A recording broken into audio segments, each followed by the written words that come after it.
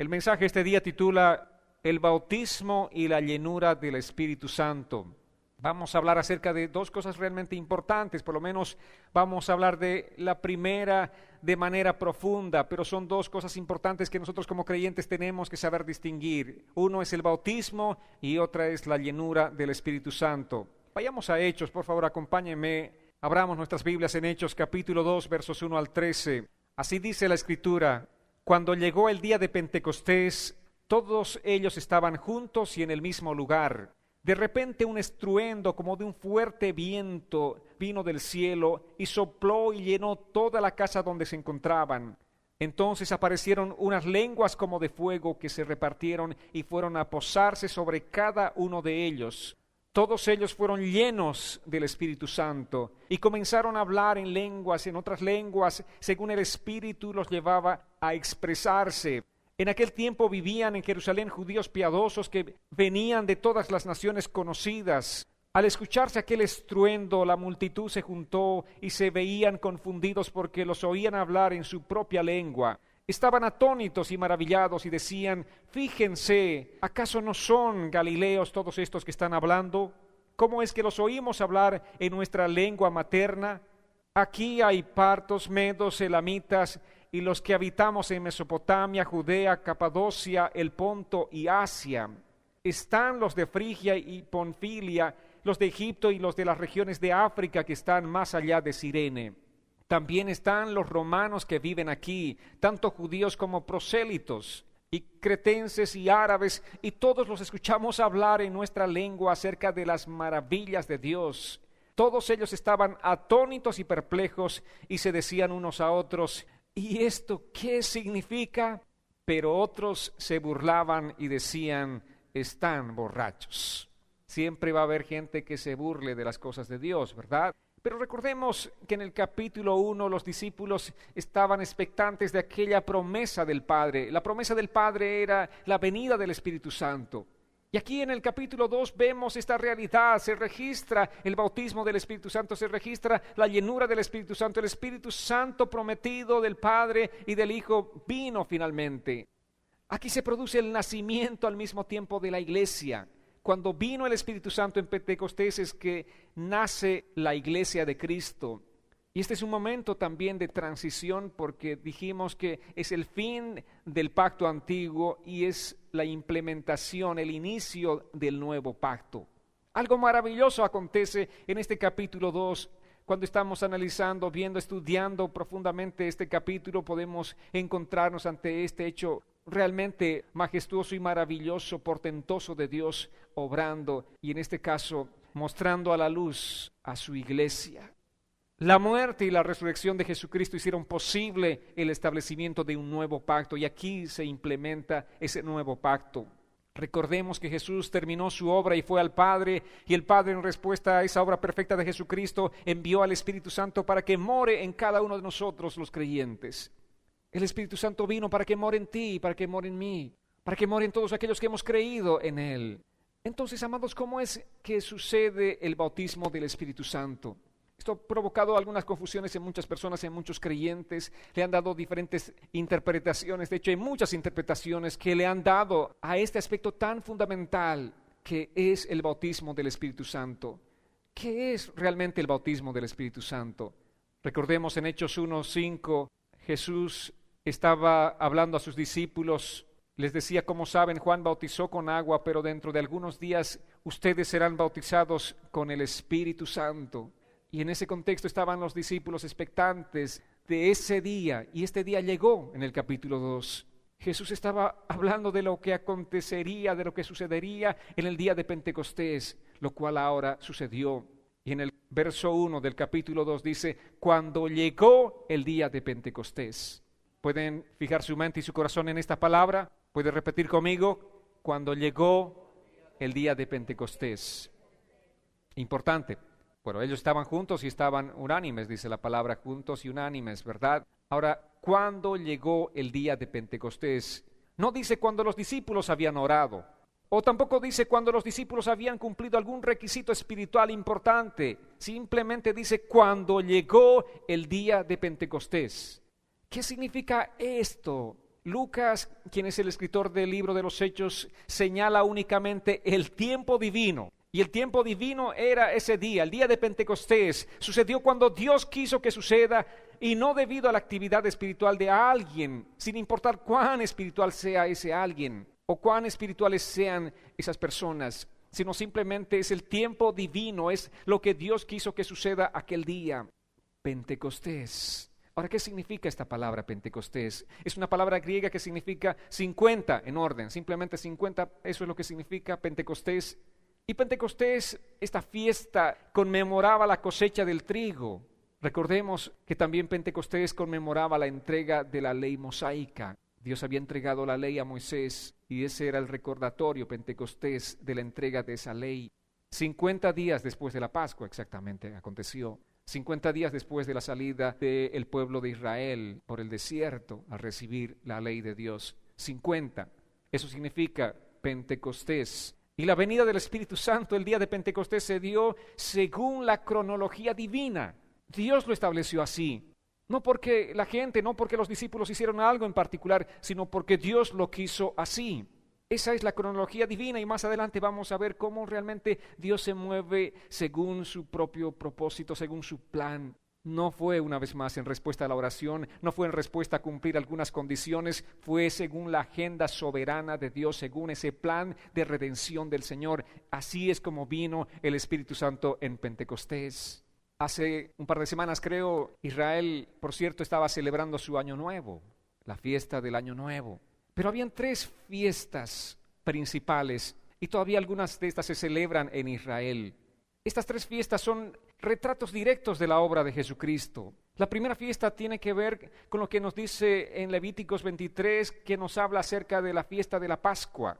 Y era el recuerdo de cuando los israelitas mataron el cordero de la Pascua, tomaron su sangre y untaron en el marco de la puerta de sus casas y el ángel pasó por alto. Y significa Pascua esto, pasar por alto. El ángel pasó por alto y los primogénitos de los israelitas se salvaron, no murieron, no perecieron.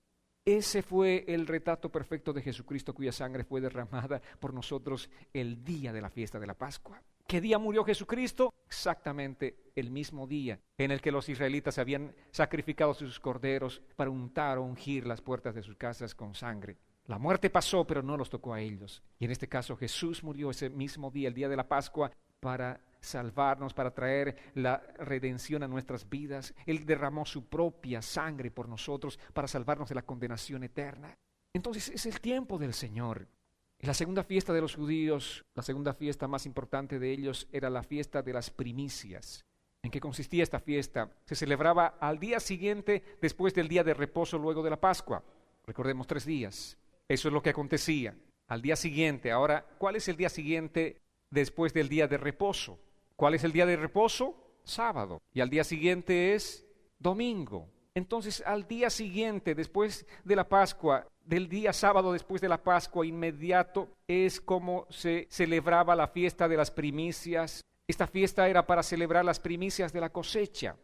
Ellos cosechaban un pedazo de su sembradío simplemente para verificar que la cosecha va a estar buena este año.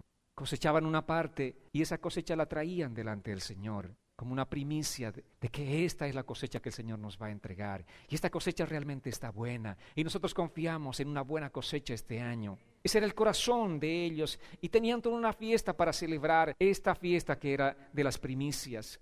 De esta manera ellos alababan a Dios por lo que el Señor iba a hacer cuando Él trajera la cosecha completa. Era realmente una lección de confianza. Ellos recogían los primeros frutos y esa era la garantía de que tendremos una buena cosecha. Y vamos a ver qué es lo que aconteció con Jesucristo. Jesucristo resucitó exactamente el día de la fiesta de las primicias. ¿Cuándo murió? El día de la Pascua. ¿Cuándo resucitó? El día de la fiesta de las primicias. ¿Y qué es Jesucristo entonces para nosotros? Veamos, 1 Corintios capítulo 15, verso 20 dice, pero el hecho de que es que Cristo ha resucitado de entre los muertos como primicias de los que murieron. Él es las primicias, Él resucitó como las primicias. Nosotros un día también tenemos esa garantía de que resucitaremos porque Él fue Cristo las primicias. Y nosotros que creemos en Él, dice, también resucitaremos. Nosotros que creemos en Él también seremos transformados. Tendremos esos cuerpos glorificados de parte del Señor. Entonces, si vemos nosotros la Escritura, es realmente maravillosa, cómo todo se va sucediendo, simplemente va dándose en el tiempo exacto, en el tiempo que el Señor había marcado, de la manera que Dios había establecido. Y todas las fiestas del pueblo de Israel no son simplemente fiestas así al azar, sino todas son según el propósito divino, según el diseño divino, y todas van apuntando a la obra de Jesucristo. Todas son simbólicas de lo que Cristo iba a hacer por nosotros para traer la salvación a nuestras vidas. Jesucristo resucitó exactamente el día de la fiesta de las primicias, el día de la segunda fiesta más importante de Israel, y Jesús es el cumplimiento perfecto de las primicias. Jesús fue crucificado el día de la Pascua, resucitado el día de las primicias. Así se cumple perfectamente la profecía del Señor. Por cierto, en Levíticos capítulo 23, versos 15 al 16 nos dice, a propósito del conteo de los días, dice: deberán contar 7 semanas completas a partir del primer día después del día de reposo, es decir, a partir del día en que ofrecieron la gavilla de la ofrenda mecida. Contarán 50 días hasta el día siguiente al 7º día de reposo. Entonces ofrecerán al Señor el grano nuevo. 50 días después de esta fiesta se presenta ahora una nueva fiesta, una tercera, que es la fiesta de Pentecostés. Y Dios escogió la fiesta de Pentecostés, ¿saben para qué? Para seguir cumpliendo su plan, en este caso para enviar al Espíritu Santo. Así que todas estas fiestas de Israel han sido diseñadas por Dios, han sido establecidas por Dios y con un propósito, y todo el propósito era mostrarnos el plan de redención, el plan de salvación para nosotros. En Efesios capítulo 1, versos 13 y 14 dice la Escritura así: también ustedes, luego de haber oído la palabra de verdad, que es el Evangelio que los lleva a la salvación, y luego de haber creído en él, fueron sellados con el Espíritu Santo de la promesa, que es la garantía de nuestra herencia hasta la redención de la posesión adquirida para alabanza de su gloria. Dice la palabra que nosotros fuimos sellados con el Espíritu Santo de la promesa. ¿Y qué acontece? Dice que esta es la garantía de nuestra herencia hasta la redención de la posesión adquirida. ¿Cuántos han sido sellados por el Espíritu Santo? Gloria al Señor. ¿Qué significa eso? Que está garantizada para nosotros la herencia. ¿Y cuál es nuestra herencia? Oh, pastor, mi herencia es tener una nueva casa, un nuevo auto. No, esa no es nuestra herencia, ¿verdad? Estas cosas son pasajeras. Con el tiempo simplemente llegan a estar totalmente en un desuso completo y son desechadas. ¿Cuál es nuestra herencia entonces? ¿Dónde tenemos que poner nuestros ojos? Nuestra herencia es vivir eternamente y para siempre con el Señor. Nuestra herencia es estar todos los días de nuestra vida con el Señor. Nuestra herencia es aquel día donde el Señor enjugará las lágrimas, donde no habrá más dolor, donde no habrá más angustia, donde no habrá nada de aquello que nos separe del Señor, amados. Esa es nuestra herencia y nosotros estamos esperando por ese día glorioso.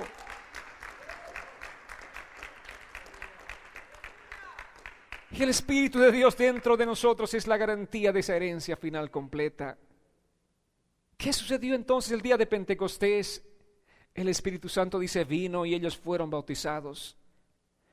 La fiesta de la cosecha es un retrato perfecto de la venida del Espíritu Santo como esa garantía de nuestra herencia completa.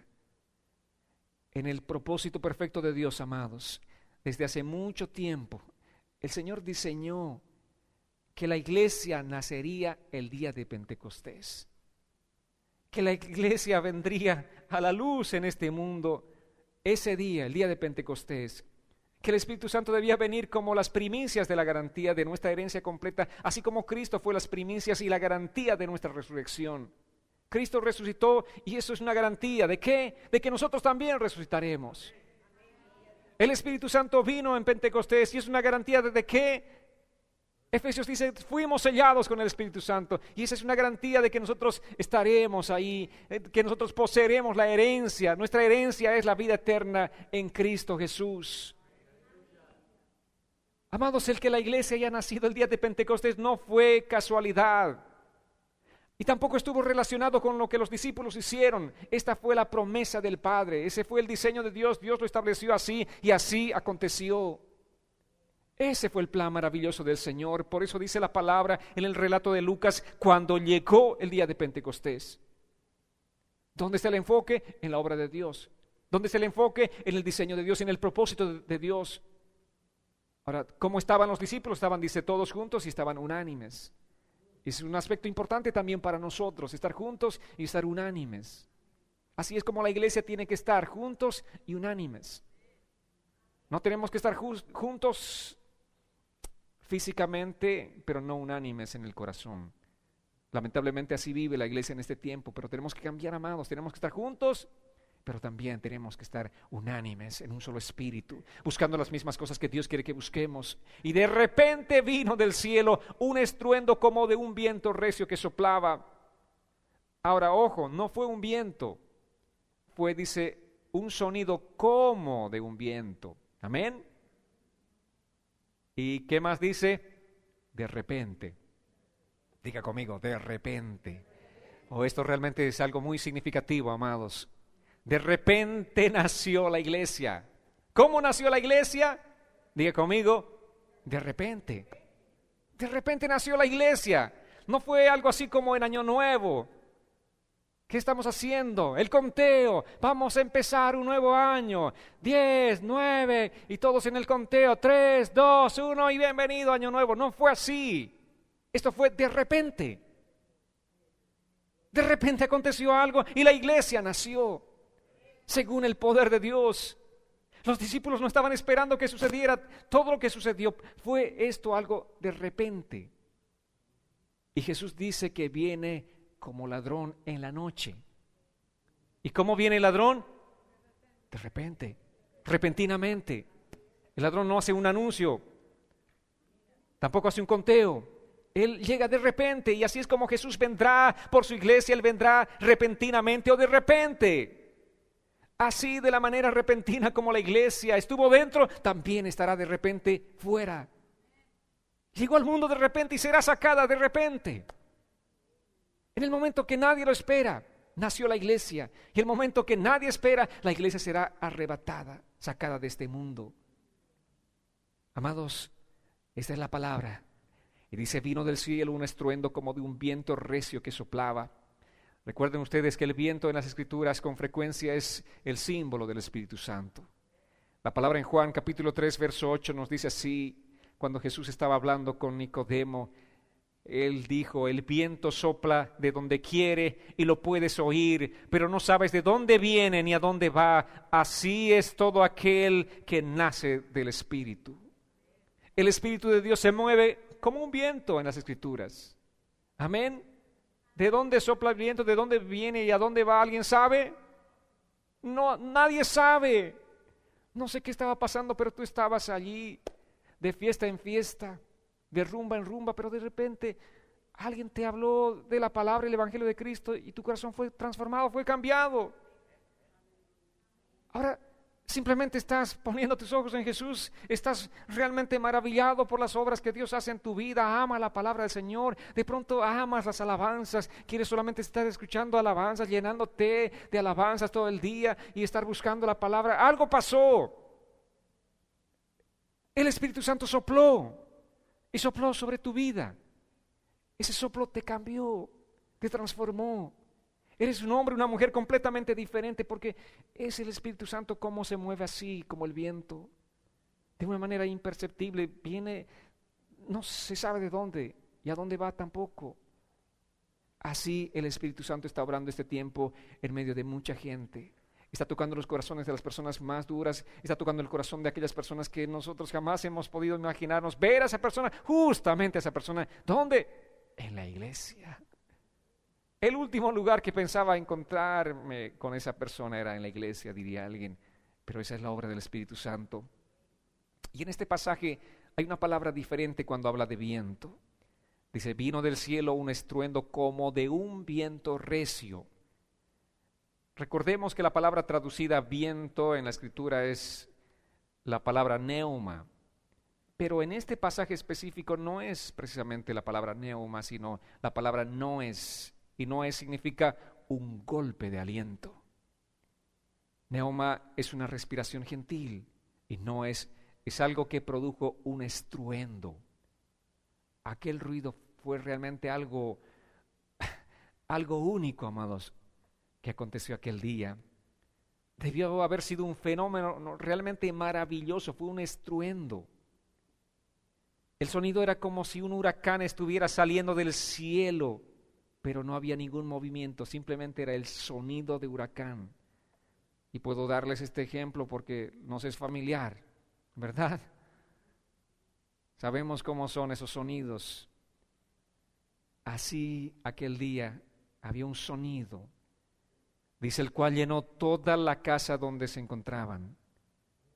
Y ese sonido era tan estruendoso realmente que todo el mundo lo oyó. La gente de la ciudad lo oyó. Nadie podía quedarse sin haber oído ese sonido.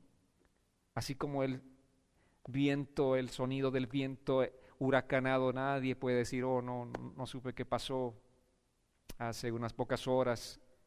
Todos lo escuchan. Así también aconteció aquel día, todos se enteraron. Y los 120 discípulos del Señor estaban reunidos. Y ellos, dice la palabra, fueron totalmente inmersos, fueron bautizados por el Espíritu Santo aquel día, cuando el Espíritu Santo vino. Entonces el bautismo del Espíritu Santo, amado, se lleva a cabo en el versículo 2 y en el versículo 4 vemos la llenura del Espíritu Santo. Y son dos actividades importantes y diferentes que nosotros tenemos que entender como iglesia a partir de la enseñanza de la Escritura. El bautismo del Espíritu Santo en la Biblia ocurre bajo el designio divino, es un acto soberano de Dios. Amén. Por ejemplo, nosotros fuimos justificados, dice la palabra del Señor. ¿Qué significa esa palabra justificados? Significa que el Señor nos hizo sin culpa. El día que creímos en Jesucristo, el día que le entregamos nuestro corazón, el día que le rendimos nuestro ser entero al Señor, fuimos justificados. Él nos declaró sin culpa. Y obviamente éramos culpables. ¿Culpables de qué? De todo el pecado que hemos cometido en nuestras vidas. Pero cuando Él nos perdonó, nos dijo, ahora eres sin culpa. Fuimos justificados. ¿Y qué experimentamos ese momento? ¿Alguna sensación particular? Oh, a partir de este momento soy justificado. ¿Sintieron algo en particular?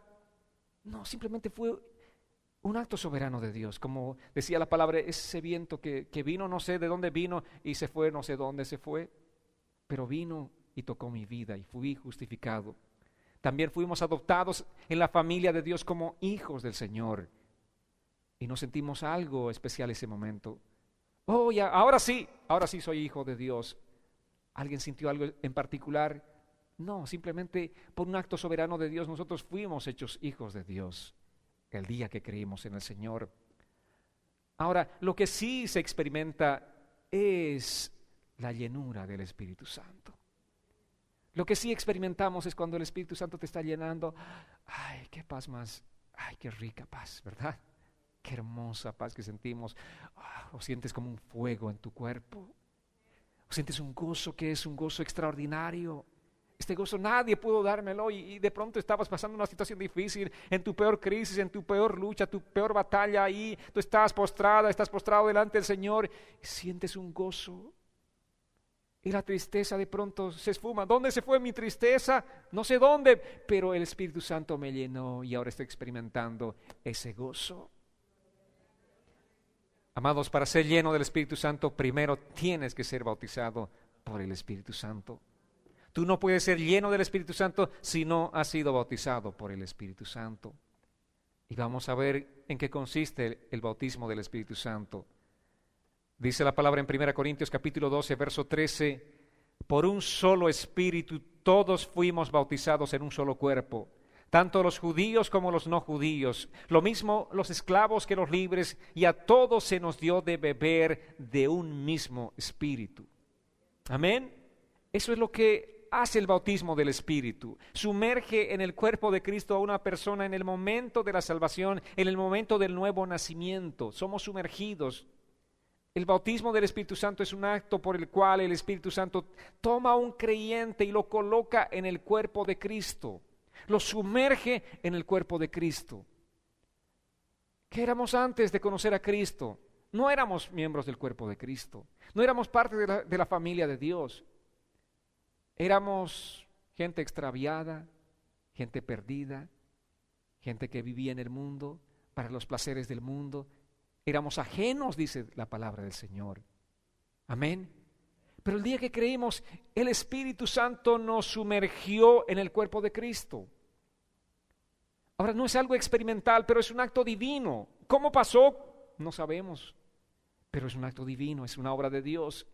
Y en Gálatas capítulo 3, verso 27 dice, porque todos ustedes, los que han sido bautizados en Cristo, están revestidos de Cristo. Aquí nos habla de que el bautismo del Espíritu Santo nos une a Cristo. Nos une a Cristo y nos une al cuerpo de Cristo. Si tú has sido bautizado por el Espíritu Santo, eres uno con Cristo. Ahora sí puedes decir como el apóstol Pablo, Cristo vive en mí. Ya no vivo yo, mas Cristo vive en mí, porque el Espíritu Santo mora en tu corazón. Amén. ¿Cuántos tienen ese gozo de poder este día también, como Pablo, expresar y declarar y hablar y gritar a los cuatro vientos? Ya no vivo yo, mas Cristo vive en mí. Amén. Amén. ¿Alguno de ustedes ha experimentado ese gozo de ya no vivir para ti, sino para Cristo? Es el bautismo del Espíritu Santo que nos une a Cristo y al cuerpo de Cristo, amados hermanos. Es un misterio. ¿Cómo lo hace? Es un misterio. O sea, misterio significa, nadie puede explicar cómo lo hace. Por eso, una vez más, la referencia es Juan 3, como el viento sopla de donde nadie sabe, pero sopla. El cuerpo de Cristo, amados, recordemos, es la unidad de todos los santos, de la cual Cristo es la cabeza. El cuerpo de Cristo es el cuerpo de aquellos creyentes en el Señor Jesucristo, que están esparcidos en todo este mundo. Gente de toda lengua, raza y nación, en diferentes partes de este mundo, que han creído en Jesucristo, que le han entregado sus vidas a Jesucristo. Nosotros somos parte de ese cuerpo de Cristo. Somos uno con esos hermanos y hermanas nuestras en todo el mundo. Amén. ¿Por qué? Por esta obra maravillosa que se llama bautismo del Espíritu Santo, y bautismo significa ser sumergidos. Y el Espíritu Santo nos sumergió al cuerpo de Cristo, así como nos sumergió a Cristo. Por eso cuando crees en Cristo eres colocado en ese cuerpo colectivo y te vuelves también uno con Cristo. Uno con Cristo y uno con el resto de los creyentes. Por eso nos llamamos hermanos. Mucha gente dice, ¿por qué se llaman hermanos? El Espíritu Santo nos hizo hermanos. Antes éramos enemigos, ahora somos hermanos.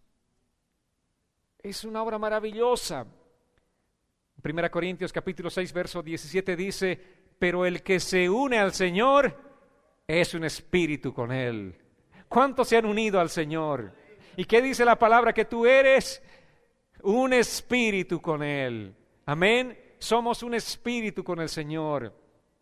Y Gálatas 2:20 dice, pero con Cristo estoy juntamente crucificado, y ya no vivo yo, sino que Cristo vive en mí. Y lo que ahora vivo en la carne, lo vivo en la fe del Hijo de Dios, el cual me amó y se entregó a sí mismo por mí.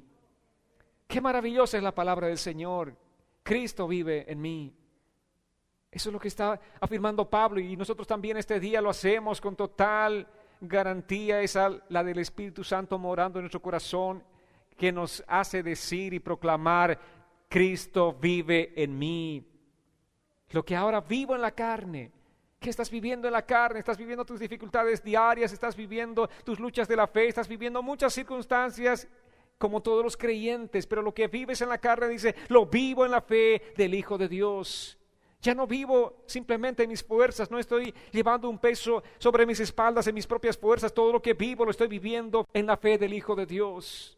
Es la fe en Jesucristo la que nos mueve a caminar. Es esa fe que nos dice, vamos, sigue adelante. Es la fe en Cristo que te dice, vamos, levántate. Cuando tú estás de pronto desanimado, desanimada completamente, es la fe en el Hijo de Dios la que nos mueve, la que nos levanta, la que nos fortalece, la que nos restaura. Es Cristo Jesús el cual me amó y se entregó a sí mismo por mí. Esa es la declaración de Pablo, y también es nuestra propia declaración. Cada uno de nosotros podemos testificar que Cristo nos amó y se entregó a sí mismo por mí. Tú puedes decir por mí. Amén. Así como lo hizo por nosotros corporativamente, también tenemos que decir, lo hizo por mí. Tenemos que tener esa certeza plena en nuestro corazón que eso fue hecho por ti. El Señor te ama tanto que Él entregó su vida por ti. Lo hizo por ti. Somos uno con Él, estamos unidos a Él, y esto ocurrió este momento glorioso de nuestra salvación. El Espíritu Santo nos colocó en el cuerpo de Cristo. Eso es lo que significa el bautismo del Espíritu Santo. Recordemos, la palabra bautizo básicamente significa sumergido o introducido en algo, y en este caso nosotros fuimos sumergidos en el cuerpo de Cristo. Eso es lo que significa el bautismo del Espíritu Santo. Entonces, cuando estamos nosotros predicando, estamos enseñando a alguien o estamos simplemente leyendo la palabra del Señor, tenemos que entender con total claridad que el bautismo del Espíritu Santo es el acto soberano de Dios de colocar a una persona en el cuerpo de Cristo y unirla de esa manera gloriosa a Cristo mismo y ser con Él, con Cristo, un espíritu. Eso significa el bautismo del Espíritu Santo. ¿Cuántos han sido bautizados con el Espíritu Santo? ¿Cuántos tienen la certeza de que han sido bautizados con el Espíritu Santo? ¿Y cuál es el testimonio? De que somos uno con Cristo. Somos un espíritu con Cristo. ¿Cuál es el testimonio? Cristo vive en mí. ¿Cuántos pueden decir con total libertad este día, con toda certeza, Cristo vive en mí? Amén. Cristo vive en ti. ¿Estás realmente seguro de que Cristo vive en ti? ¿O estás dudando? ¿Hay algún punto en el que estás dudando de que Cristo pueda vivir realmente en tu corazón? Bueno, si estás dudando está bien, pero ¿está bien para qué? Para llevarte a Cristo Jesús, para llevarte a los pies de Cristo Jesús, porque el momento que se produce ese nuevo nacimiento, el momento en el que tú crees con todo tu corazón en el Señor, el Espíritu Santo te bautiza en el cuerpo de Cristo. El Espíritu Santo te sumerge al cuerpo de Cristo. Y este día quiero preguntar si alguien no le ha entregado su vida a Jesucristo. Da Jesucristo, da Jesucristo, da Jesucristo.